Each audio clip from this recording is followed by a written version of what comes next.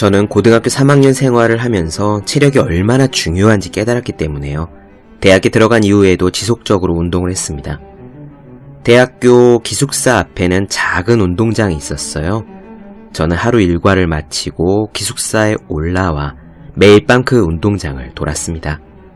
그러다가 달리기가 꽤나 고된 날이 있었더랬죠. 오늘은 그만 뛸까 하고 고민하던 중에 문득 이런 생각이 들었습니다. 공부가 아무리 힘들어도 달리기만큼 힘들지는 않을 것이다. 그리고 달리기가 아무리 어려워도 공부만큼 어렵지는 않을 것이다. 갑자기 누가 찬물을 끼얹은 것 같았어요. 달리기가 고되다는 생각이 순간 깨끗하게 사라졌습니다. 내가 이 달리기조차 이기지 못하면 어떻게 공부를 할까? 그렇습니다. 아무리 힘든 시간을 보내고 있다고 해도 그것보다 힘든 상황은 항상 존재할 겁니다. 우리가 지옥이다라고 여기는 순간도 누군가에게는 엄청난 천국일 수 있죠. 그리고 그날도 저는 목표했던 운동량을 채웠었습니다. 캐나다 작가 어니 젤린스키는 이렇게 말했어요. 당신의 건강을 당연하게 받아들이지 말라. 대체로 건강을 잃기 전에는 건강에 대해서 감사할 줄 모르는 법이다. 그러므로 건강할 때 그 건강을 유지할 수 있는 일들을 골라 의식적으로 3가지 정도를 매일 행하라. 책상 위에 올려놓는 365 혼공 캘린더, 공부와 달리기의 한 대목으로 시작하겠습니다.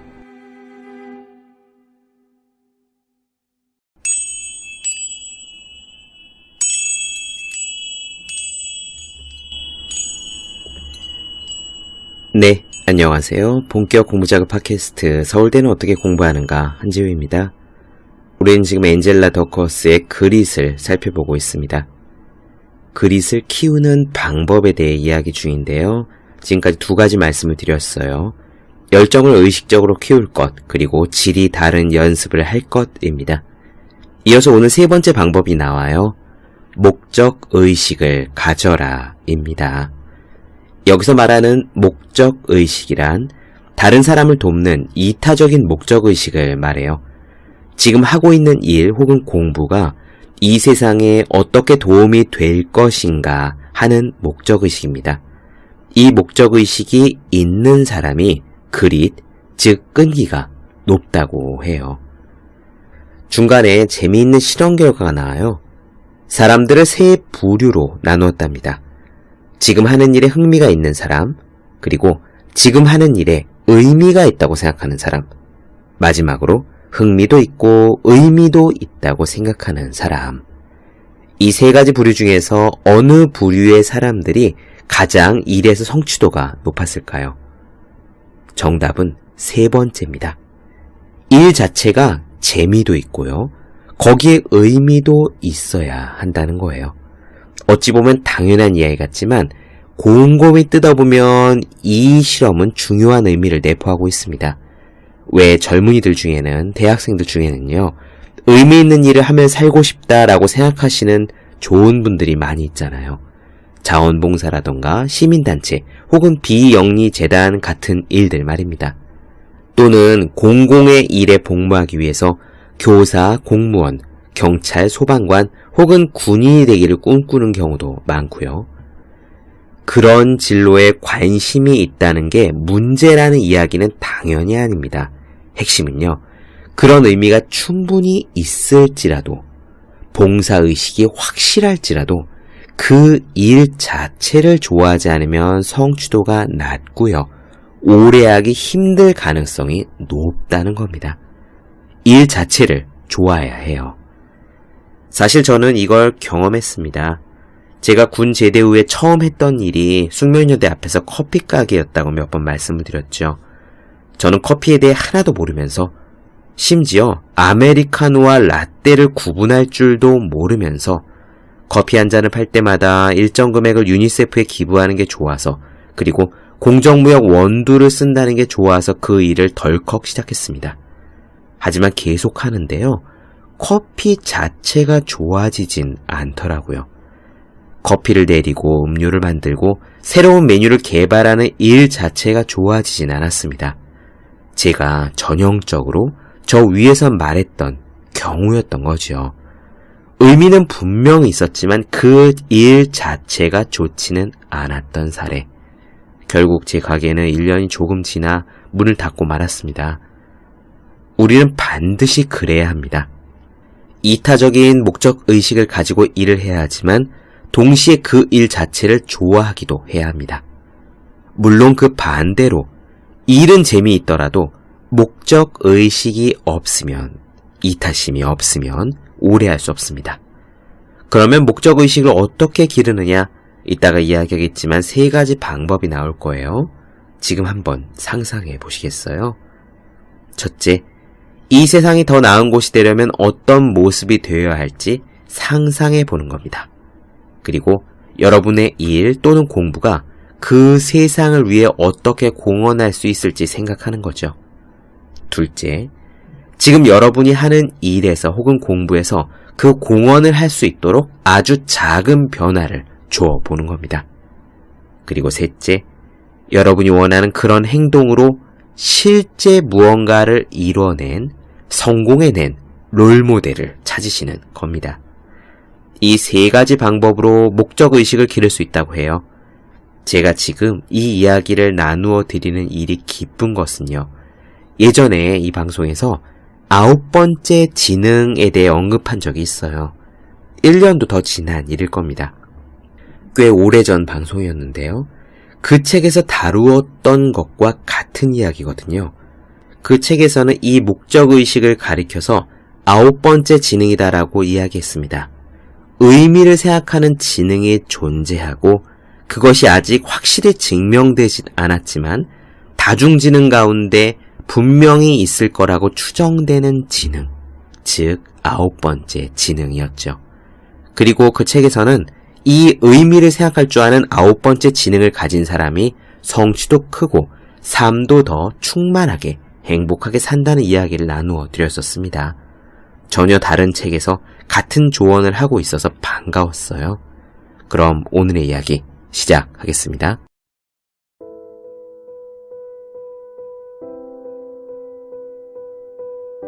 열정의 원천이 되는 한 가지는 흥미다. 그리고 또 다른 원천은 목적, 즉 타인의 행복에 기여하겠다는 의도다. 투지가 강한 사람들의 성숙한 열정은 이 2가지에 의해 결정된다. 그릿의 전형들과 대화하는 동안 그들은 모두 자신이 추구하는 일에 목적이 있다고 말한다는 사실을 깨달았다. 그것은 단순한 의도보다 훨씬 깊이 있는 무언가를 의미했다. 그릿의 전형들은 목표 지향적이었고 그 목표 역시 특별했다. 내가 그게 무슨 뜻인지 좀 더 이해하게 해달라고 캐물으면 그들은 자신의 느낌을 정확히 표현할 말을 찾느라 더듬거리면서 진심 어린 답변을 들려주곤 했다. 그런데 그 답변에는 언제나 타인이 언급됐다. 자녀들이나 고객 혹은 학생처럼 특정한 타인이 언급될 때도 있었고 이 나라, 이 스포츠, 과학, 사회처럼 상당히 추상적인 존재가 언급될 때도 있었다. 어떤 대답이든 요지는 같았다. 자신의 노력이 궁극적으로는 타인에게 유익함을 가져오기 때문에 밤낮을 가리지 않는 수고, 좌절과 실망, 고군분투, 희생, 이 모든 것들을 감수할 가치가 있다는 것이었다. 목적 개념의 핵심은 우리가 하는 일이 자신 외의 사람들에게도 중요하다는 생각이다. 목적이란 타인의 행복에 기여하려는 의도라고 말할 수 있다. 오래전 아리스토텔레스는 행복을 추구하는데 적어도 2가지 길이 있다는 사실을 밝혔다. 그는 선한 내면의 정신과 조화를 꾀하는 에우다이모니아가 행복에 이르는 한 가지 길이고 또 긍정적이고 순간적이며 본질적으로는 자기 중심적인 경험인 헤도닉이라는 것이 다른 하나의 길이라고 했다. 아리스토텔레스는 말하길 헤도닉을 추구하는 삶은 원시적이고 천박하다고 했고 에우다이모니아를 추구하는 삶은 고귀하고 순수하다고 주장했다. 그러나 우리 모두가 어느 정도는 헤도닉과 에우다이모니아 둘 다를 추구하도록 타고났다. 하지만 두 가지 행복 중에 어느 것을 더 중시하는가는 사람마다 다를 수 있다. 헤도닉, 즉 쾌락을 더 중시하는 사람도 있고 에우다이모니아, 즉 목적을 더 중시하는 사람도 있다. 나는 그릿의 기초가 되는 동기들을 조사하기 위해 성인 16,000명을 모집해 그릿 척도 검사를 요청했다. 설문지에는 내가 하는 일은 사회에 중요하다와 같이 목적을 묻는 문항이 있었다. 연구 참여자들은 그 문항을 읽고 각 문항에 해당되는 정도를 표시했다. 또 반대로 내게 좋은 삶이란 즐겁게 사는 삶이다처럼 쾌락의 중요성을 묻는 문항에도 같은 식으로 응답했다. 결과는 이랬다. 그릿이 높은 사람들은 수도승도 쾌락주의자도 아니었다. 그릿이 높은 사람들이 쾌락을 추구하는 정도는 보통 사람들과 비슷했다. 그릿이 얼마나 있든 그것과 상관없이 사람들은 쾌락을 적당히 중시한다. 반면에 그릿이 높은 사람들은 확실히 의미 있고 타인 중심적인 삶을 추구하는 동기가 다른 사람들보다 대단히 강한 것으로 나타났다. 목적 지향성 점수가 높을수록 그릿 점수도 확실히 높았던 것이다. 이는 그릿이 높은 사람들이 모두 수행자나 성인이 아니라 단지 그릿이 높은 사람들은 대부분 자신의 궁극적인 목적이 자기 자신보다 더 큰 세계, 더 넓은 세계와 밀접히 관련되어 있다고 생각한다는 의미다. 당신의 인생에서 최고의 순간들, 즉 난관에 부딪히고 그에 맞서서 헤쳐나갈 수 없을 것만 같았던 위기를 잘 이겨냈을 때를 잠시 돌이켜보라. 추측하건대 그때 달성한 목표는 어떤 방식이나 형태, 유형으로든 다른 사람의 유익함과 관련돼 있었을 것이다. 자신이 하는 모든 일을 세상에 중요한 것으로 여기는 사람들은 참으로 행운하다. 벽돌공에 관한 다음 우화를 생각해보자. 3명의 벽돌공에게 물었다. 당신은 무엇을 하고 있습니까? 첫 번째 벽돌공이 대답했다. 벽돌을 쌓고 있습니다. 두 번째 벽돌공이 대답했다. 교회를 짓고 있습니다. 마지막으로 세 번째 벽돌공이 이렇게 대답했다. 하느님의 성전을 짓고 있습니다. 첫 번째 벽돌공은 생업을 갖고 있다. 두 번째 벽돌공은 직업을 갖고 있다. 그리고 세 번째 벽돌공은 천직을 갖고 있다고 말할 수 있다. 많은 사람들이 세 번째 벽돌공처럼 되기를 원하지만 실제로는 첫 번째나 두 번째 벽돌공과 같다고 인정할 것이다. 자신의 일을 천직이라고 생각하는 행운아들은 그 일이 세상을 더 나은 곳으로 만들어준다고 단언한다. 그리고 그들은 자기 직업과 전반적인 삶에 대한 만족도가 가장 높은 듯 보였다. 어떤 연구에 따르면 자기 일을 천직으로 느끼는 성인은 그저 생업이나 직업으로 보는 사람들보다 결근하는 일수가 적어도 3일 이상 적었다. 하지만 목적의식을 가진 이타주의자가 무조건 성과가 높은 것은 아니다. 목적의식만 있어야 되는 것이 아니라 목적의식도 있어야 한다. 요컨대 이타적인 목적과 자기 자신이 즐길 수 있는 것이 함께여야 한다는 뜻이다. 와튼스쿨 교수인 애덤 그랜트는 이렇게 말했다. 대부분의 사람은 자기 지향적 동기와 타인 지향적 동기가 정반대 지점에 있다고 생각합니다. 하지만 나는 그 두 가지 동기가 완전히 별개라는 연구 결과를 계속 얻고 있습니다. 즉, 자기 지향적인 동기와 타인 지향적인 동기가 둘 다 없을 수도 있고 둘 다 있을 수도 있다는 뜻이죠. 그렇다. 다시 말해서 승자가 되기를 원하는 동시에 다른 사람을 돕겠다는 동기를 가질 수도 있다는 뜻이다. 그리고 애덤 그랜트의 연구에 의하면 개인적인 의미와 사회를 위한 이타주의적 관심 둘 다를 지닌 지도자나 직장인이 100% 자기 중심적인 동기만 가진 사람들보다 장기적으로 실적이 좋았다. 애덤 그랜트는 소방관들에게 소방관 일을 하게 된 동기는 무엇입니까? 라는 질문을 했다. 그리고 타인을 돕고 싶다는 동기가 커다란 소방관들의 그릿이 가장 강할 거라 기대하며 2개월 동안 그들의 초과 근무 시간을 살펴봤다. 하지만 타인을 돕겠다는 동기가 강했던 소방관들 중에서도 초과 근무를 적게 한 사람이 의외로 많았다. 이유가 무엇일까? 두 번째 동기인 일 자체에 대한 흥미가 부족했기 때문이다. 그 일을 즐길 때만 타인을 돕고 싶다는 바람이 더 커다란 노력으로 이어진다.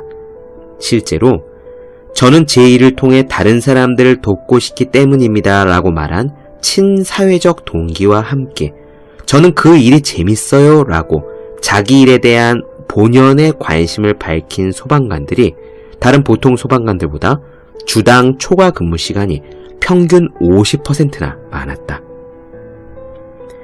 애덤 그랜트가 주립대학 발전기금 모금 담당자 140명에게 지금의 일을 하게 된 동기는 무엇입니까? 라는 질문을 했을 때도 거의 같은 결과를 얻었다.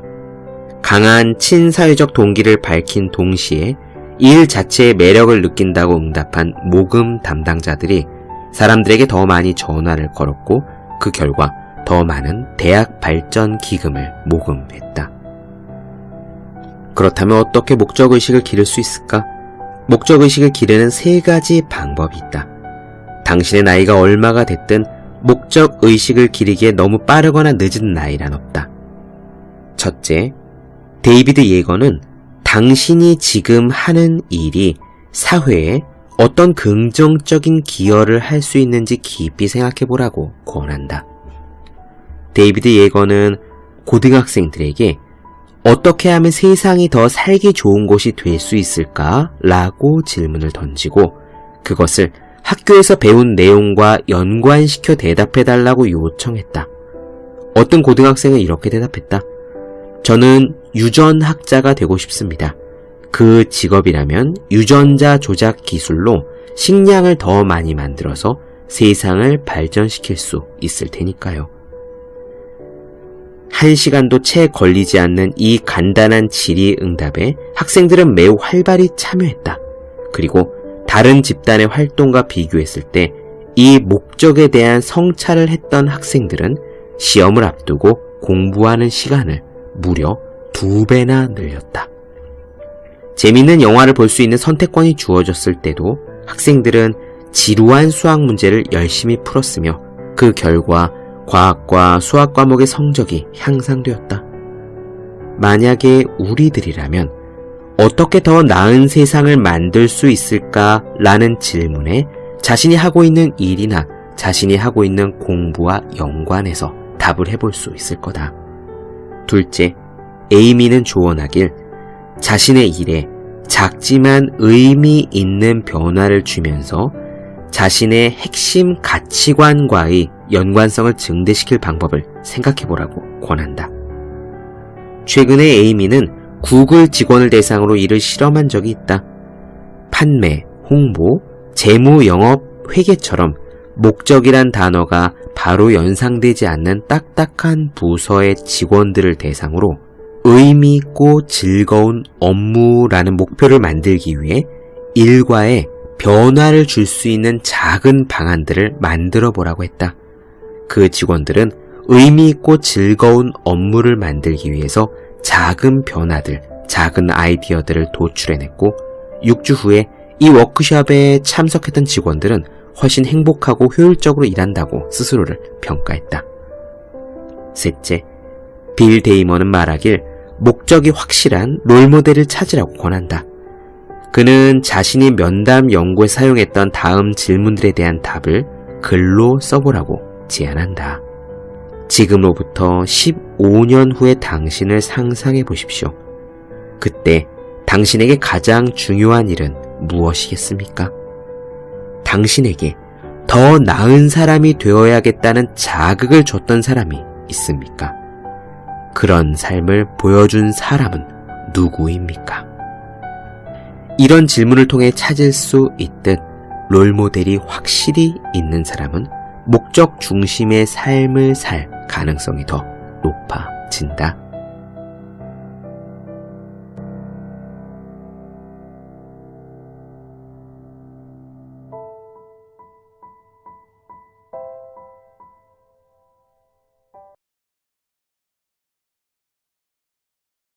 네, 본격 공부작업 팟캐스트 서울대는 어떻게 공부하는가? 엔젤라 더크워스의 그릿 나눠드렸습니다. 더 많은 이야기가 궁금하신 분들, 질문사항 있으신 분들은 제 네이버 블로그 허생의 즐거운 편지, 다음 카카오 브런치 한조의 브런치, 인스타그램에서 해시태그 서울대는 어떻게 공부하는가, 유튜브에 서울대는 어떻게 공부하는가 검색해 주시면 좋겠습니다. 또 혼자 공부하는 사람의 필수품, 왜 이런 책이 지금까지 없었을까? 학생, 수험생, 취준생, 직장인 등 혼자서 공부하고 계시는 모든 분들을 위해 마련한 365 혼공 캘린더, 그리고 혼자 하는 공부의 정석을 주위에 공부하신 분들께 선물해 주시면 좋겠습니다. 오늘 여기까지 할게요. 전 다음 시간에 뵙겠습니다. 여러분 모두 열심히 공부하십시오. 저도 열심히 하겠습니다.